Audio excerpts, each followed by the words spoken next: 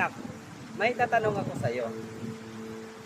Ano bang hayop na ginagawa natin sa ating Panginoon nga nilalang na pinakamalakas?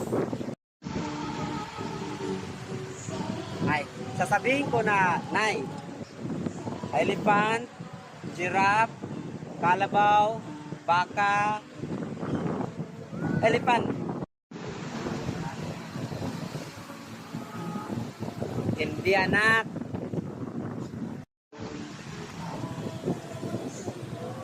Ang pinakamalakas na nilalang na ginagawa sa ating Panginoon, bao. Kung tinatawag dito sa Manila, pagong. Biruin mo, anak, kahit saan siya pupunta, kahit doon pa sa pinakapukpok ng mundo,